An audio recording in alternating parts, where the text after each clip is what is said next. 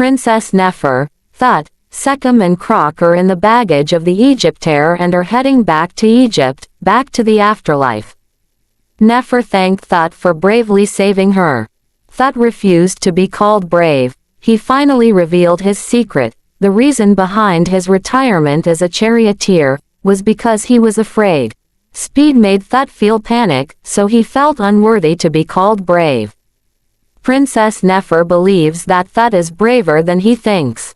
If he is not brave, of course Thut will not take the risk to save Princess Nefer.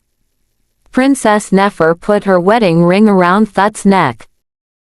Meanwhile in the cabin, on the same plane, Sylvester is also heading to Egypt. Now they are in the pyramids in Egypt, and entered into a hole that was made by Sylvester to go to the afterlife, their world that is under the ground. Princess Nefer waved goodbye by hugging Sekhem, before she returned to the palace.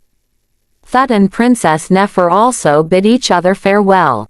And each of them walked in a different direction even though both of them wanted to turn around, but it was time for them to part. Princess Nefer returned to the palace and hugged her father, the Pharaoh king, who was very worried when his daughter disappeared. The next day, the door to the underworld shook, dust flew and suddenly something burst in. Sylvester and his men come driving the excavator. And how happy they were when they saw a beautiful city, a city of mummies. The legend was really alive. Then where is the princess they are looking for? Sylvester laughed. He didn't need a princess, now what he needed was to get a pharaoh. In the kingdom the palace guards inform that a steel monster is entering the city. Pharaoh ordered everyone to take shelter, and he would deploy the defense of the city.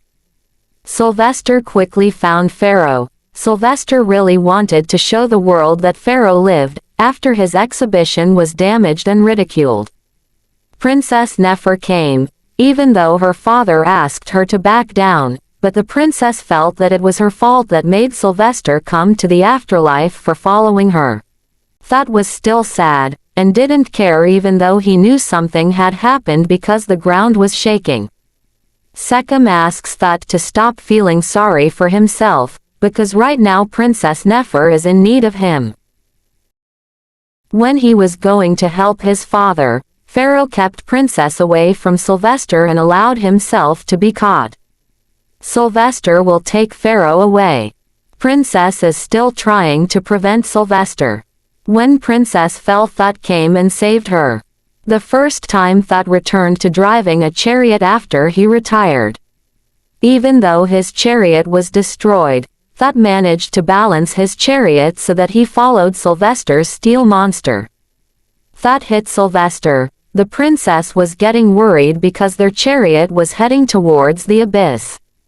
Sylvester's punch missed a button that released Pharaoh instead. They were getting closer to the cliff and the Thut was still in Sylvester's grip.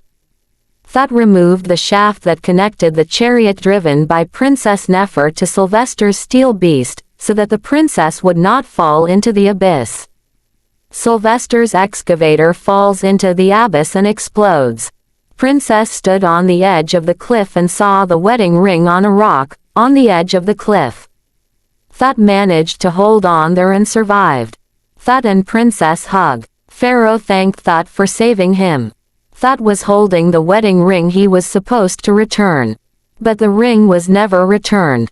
Thut put it on Princess Nefer's finger. Phoenix is right, the two of them are soulmates, and now they are really united in marriage.